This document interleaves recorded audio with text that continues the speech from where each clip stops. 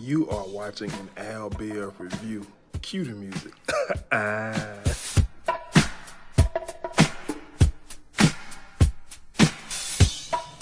What's going on, guys? I'm back with another Have and Have Nots review. Before we get into it, be sure to subscribe, like, comment, and share. Entertaining episode last night. It was just entertaining, not for any reason in particular. It was just an entertaining episode. So I'm gonna just jump in it. The show picks off where it left off. Candice and Charles talking. He's the president-elect, the next, commander-in-chief, and for whatever reason, he wants Candice to be his first lady. I know I don't understand it either. This guy has some issues. Basically, they arguing back and forth about her being the first lady. Candice like, it ain't gonna happen. Get over it. And he's like, I don't take no for an answer. It's gonna happen, and this is why it's gonna happen. I've been watching you. He called out Candice. I know about the murder of your baby daddy, Quincy. I know about you pushing the Oscar out the window, killing him, making him like a suicide. You doing us a favor by cleaning you up. Excuse me. So it's nothing to look up on you. We've been doing all of these, observations of you. We know your strength, your weakness. I'm just like, man, look, Tyler, I ain't in it. Listen, I'm not here for Candice, and I love Candice. I love me some candy cane, but she is a street thug. She is a street level thug. Let's keep it up. The White House is not ready for somebody like that. So why are we even trying to, go down this narrative or whatever? So anyways, he goes on to talk about, he could have any woman, whatever, but he wants her. Just something about her being dangerous and unpredictable that will keep him interested in her. And I'm just like, okay, player, I can see where you're going with that. She is a woman that'll keep a man on his toes. And so she's just like, why do you want a ex-prostitute escort to be your first lady? Like, you're doing too much. And so, he just like, I just do. I can't explain it. And then he brings up her son murder, how she walking around with the ashes in her purse. And I'm just like, man, this guy is creepy. Like, I didn't know Candice walking around with this boy ashes in her purse. They may have shown it to us, but it went completely over my head. But that's creepy at this point. So he talked about that. She talked about Hannah blames her and asked him, is she to blame? And he just like, bump who to blame. I'm trying to change your life, your situation, all of that. And so Candice like, look, I'm gonna just throw it out there. I'm gonna be real with you, dog.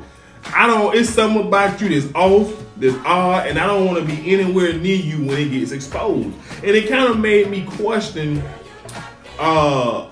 do she has a point in feeling the way she feels? That it's something about him and she don't want to be anywhere around him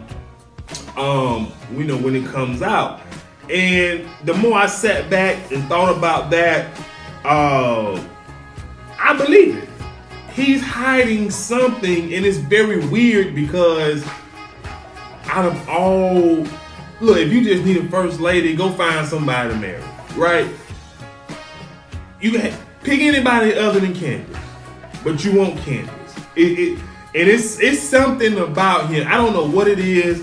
I don't know if she reminds him of his mother, who, was exactly what Candice was. Or maybe she could remind him of, his ex-wife who's been killed along with his child. Like, I don't know. But basically, he told her, he said, hey, I ain't leaving this hotel until you say yes. I don't take no for an answer, so it's just a matter of time. So anyways, moving on, Mitch, he's meeting with his uncle's cousins. I don't know who they is, but they talking about this whole hit on Benny. Mitch is trying to get the hit drop. I don't blame him. Benny is his homeboy. all of that good stuff, and basically they let Mitch know that Benny is not safe. So he has to lay low because the hit is still out on him, and Mitch is just like, I need to talk to Mama Rose so she can call it off. She's the only one. And so they just asking Mitch, like, what's going on? Is this your lover or something? Like, is he your Jeffrey? And Mitch was like, man, don't even try me like that. He just a cool, my homeboy, yada, yada, yada. So anyways, Mitch gets up, calls Benny. Benny's still at the bank with Hannah, and she's adamant. Listen, Hannah, hold on, let me go into. So Benny steps out, picks up the phone. Mitch let him know, lay low, the hit's still out. And Benny like, man, I don't understand why. I gave you back the money. And I don't recall Benny giving him back the money because I thought Candice had the money. And it was covered in blood. So even if you did give back the money, who wants money covered in blood? Actual blood. I mean, come on. I want my hundreds nice, crispy, and clean, fresh out of ATM. Ironed or something, however. I don't want blood on my money. You feel what I'm saying? So I still have to hit out on Benny as well. So anyways, once he tells him this, Benny was just like, Mitch was like, they want the interest, and Benny was like, give me a little bit, I may have a plan. He goes back in. Hannah put the paper in front of him, sign Benny. Sign. Benny like, I ain't signing that. And this is, and you know what? This is what I want to happen. Even though he didn't come out and tell Hannah what's going on with him, he brought up the fact that what if Candice, someone is really after Candice. He's seeing his mama true colors. Because Hannah said, if somebody is really after Candice, she made that bed, she's going to have to lie in it. And if she's not, riding for her anymore. And it just made me think, I need a flashback. When has she ever been on Candice's side? Since this show has came on and Candice has been who she's been anti-Candice. I guess the only time she had Candice's side was when she had custody of her son, but that's different circumstances, XYZ. When has she ever supported Candice in anything that she's done? Taken up? I don't know. Correct me if I'm wrong, but I cannot recall a time of her actually having Candice back and, trying to fix it. So anyways, I just wonder how she's going to react when Benny says, I got an issue, I need this money, da-da-da-da-da-da-da. Is she going to say the same thing like, you just like your sister, you get yourself in these mess, now you got yourself out, but the money is sitting right there? Put Hannah in a position that I feel like it's impossible for her to choose the criers over her own flesh and blood. That's what I want Benny to do, and I know it's coming, or at least he gonna take the money out and go on by his business. You know what I'm saying? So then she brings up the whole situation where how your sister get this money. She lies, she cheats, she steals, XYZ. And she brings up the pictures that she seen of Jim, and Benny was like, "Who am I to judge?" He liked that sort of thing, which is why she had the pictures. Which I agree. If you hiring a prostitute, an escort, or however you want to call them, and they get pictures of you dressed up in a little ducky duck suit with your quacking on, that's what you like. You like the role play. So who am I to judge and say, Candice, you know what I'm saying? Now you come on, Hannah, you gotta do better than that. If a man like it a certain way and the woman giving it to him how he like it, who are you to judge? Come on now. So, you know what I'm saying? So anyway, she put the papers back in front of Benjamin, and Benny just get up and leave, and he's like, I ain't got time. Like, no. And I want Benny to bring up the fact his son was the reason that I was in the hospital. His son was the reason I was almost arrested for killing the Malone. His son is the reason that I'm running from, well, now he ain't the reason that he's running from the Malones right now, but the Criers is the reason that Benny's life is kind of what it is. Like, bring that up. Put your mama in that position. Throw that in her face since she's so loyal to them. Then Hannah go ask the bank woman, can she do this on her own? First of all, you already know the answer to that. No. It's a joint account, which I don't know why you having a joint account with your son that's obviously grown, but that's none of my business, so I'm gonna stay in my lane.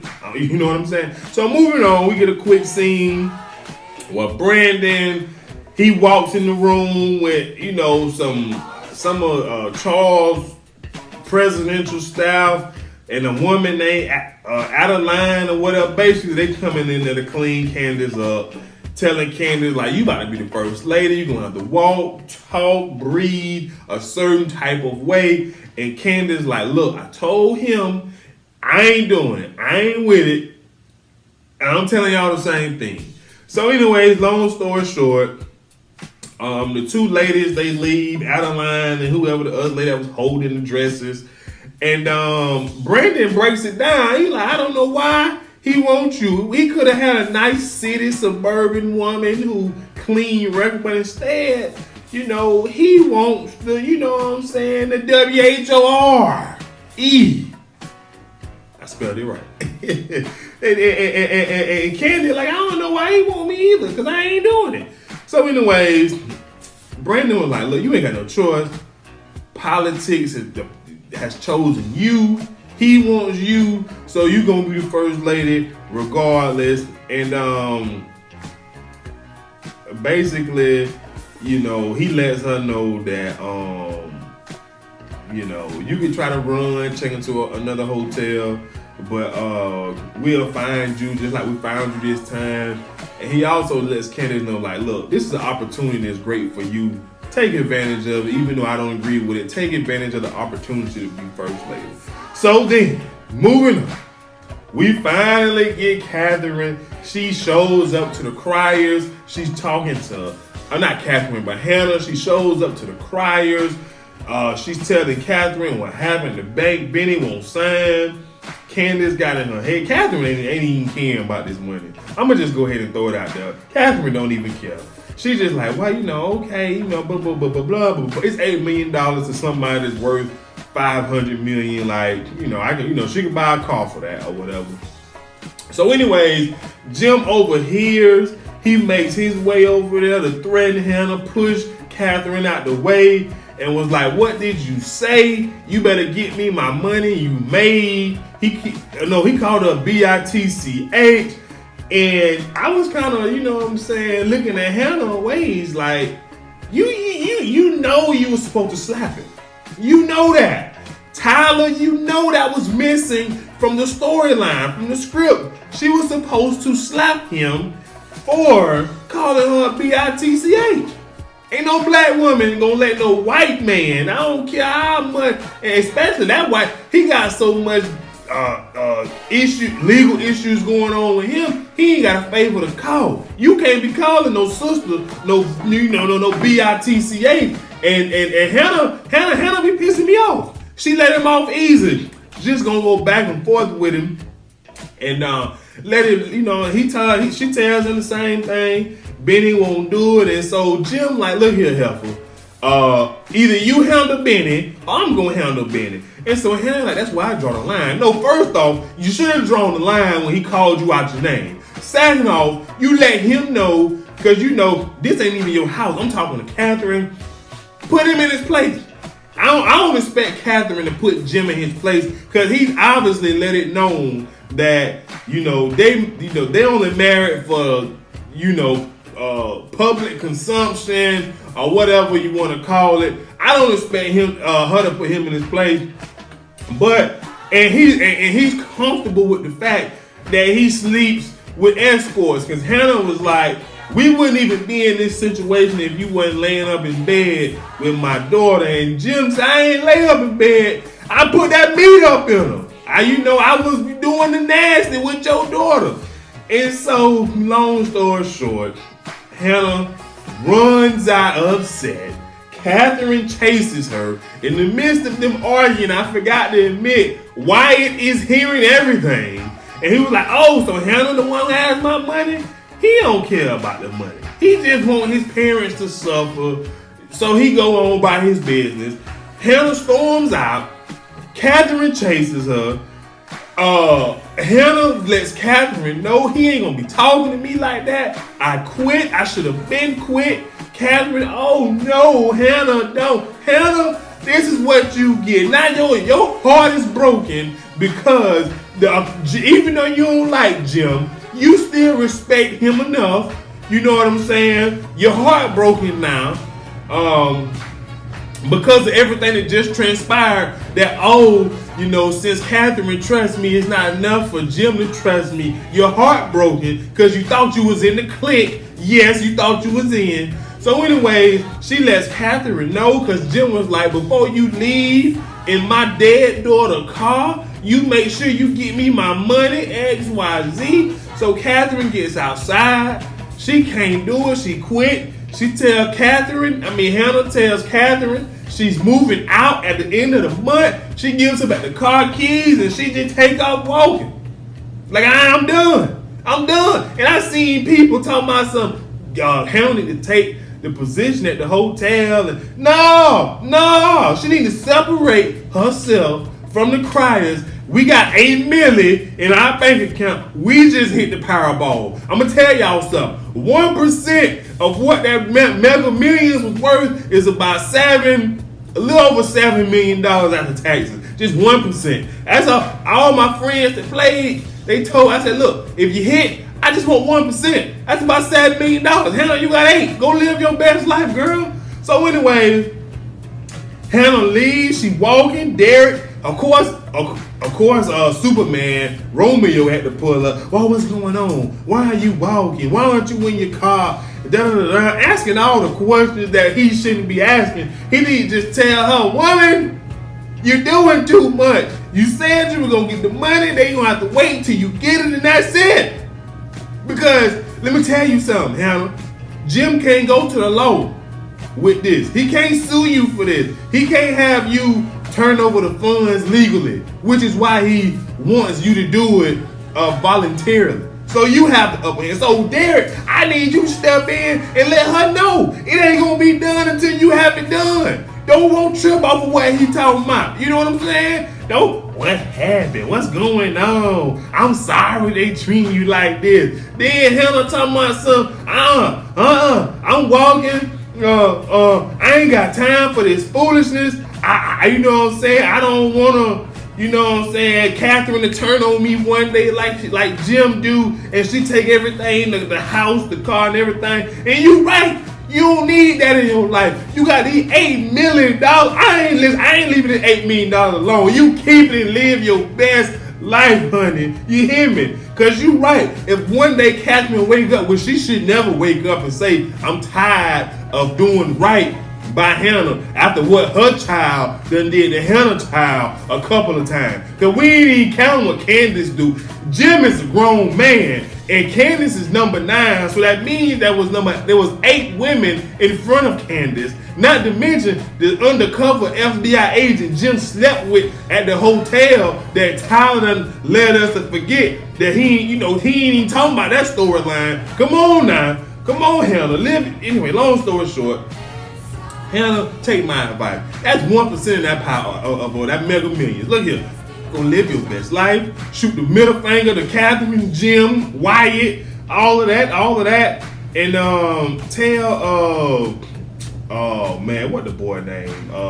Wyatt to go sit down somewhere and all of that. Now I'm trying to go through my notes to make sure I ain't forgetting the important scene about when never mind. All right. So anyway, Derek was like, Hannah was like, I'm gonna walk, even though Derek didn't offer her right, I'm gonna follow, and that's what he did. And I'm just like, you better talk to her, woman, get your butt in this car. You ain't walking, ain't no woman of mine walking nowhere. They the streets ain't gonna be talking about me. How I let my woman walk these streets and I drive in a car directly behind her? Man, please. Ain't no way in the world. But anyways, Hannah leaves, he follows, whatever. He a do boy like that. So then, moving back to the crib, Catherine come in going off on Jim. You ain't gonna be talking to Hannah like that. She said what she said that she'll do. And then she said she will.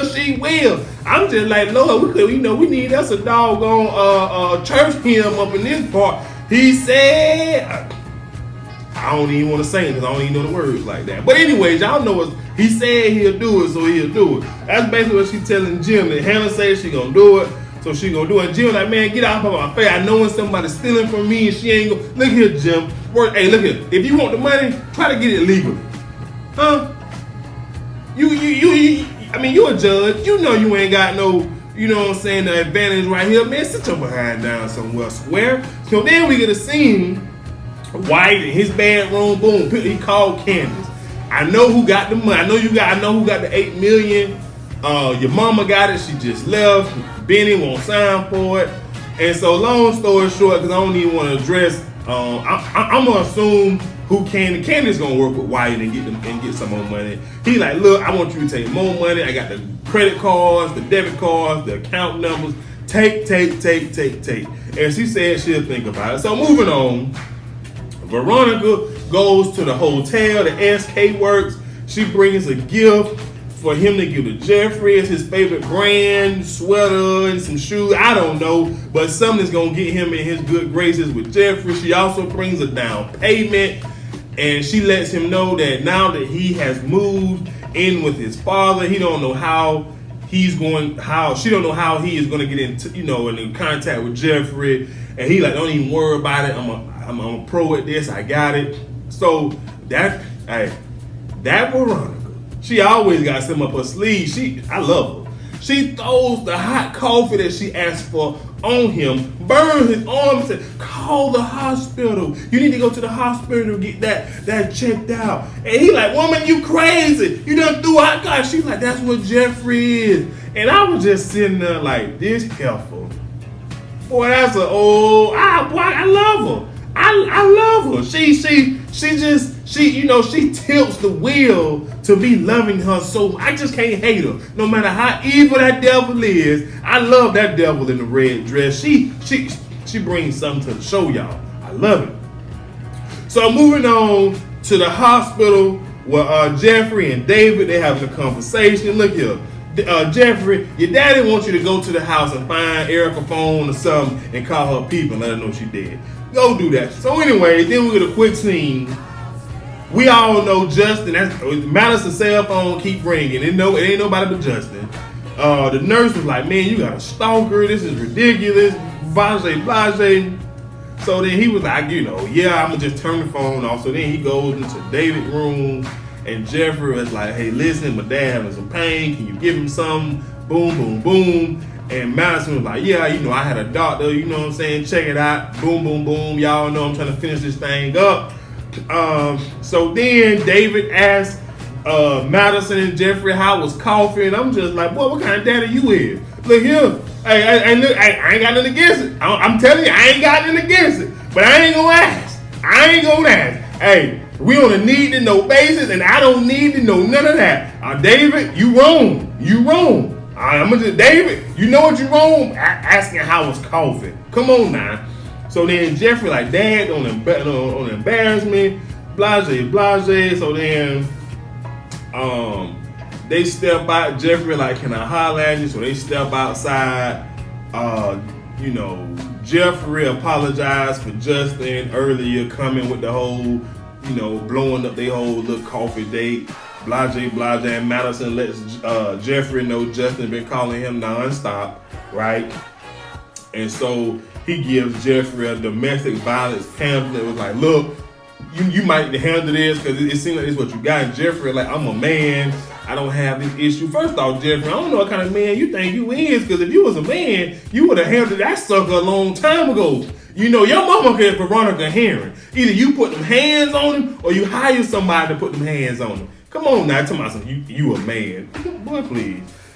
Girl, please. As Veronica would say. So anyways, Madison talks about he want a chance with Jeffrey, but he ain't really got a chance with that guy around. Yada, yada. So then Justin, he pops up out of nowhere. Madison just go with handle his business, and Jeffrey and Justin having a conversation about why Justin is there. I'm here to support you. You my man. You the only thing I care about. And Jeff asks why he is not at work.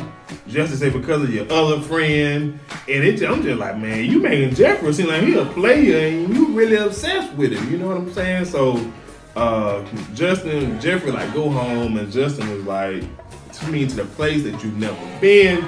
And Justin said, if you promise that you will come over, I'll stop popping up. I'll just let you be here with your pops, boom, boom, boom. And then all of a sudden, you hear a flat line, the doctors and the nurses rushing to David's room. Jeffrey want to know what's going on. I'm sure David will be okay. Just, Tyler got to give us something to talk about. Boom, boom, boom. But all in all, it was a great episode. And I'm going to say this again. Catherine. Hey, y'all tag, not Catherine, Hannah. Y'all tag her. Hey, look here. You got 8 million. That's about 1% or a little over 1% of what that Mega Millions is worth. Jim talking to you crazy? Go live your best life with them 8 million. Catherine don't care. Bennett needs some help. But anyway, guys. Anyway, I thought it was a good episode. I was entertained. Hannah pissed me off as usual. But that's why I like her.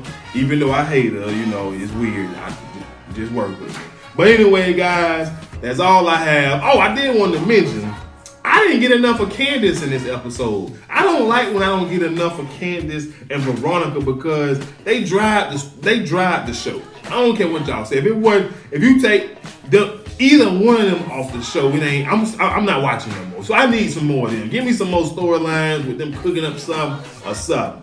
But anyway, guys, that's all I have. Be sure to comment, like, share, subscribe, all that, and I'll see you guys later. Peace.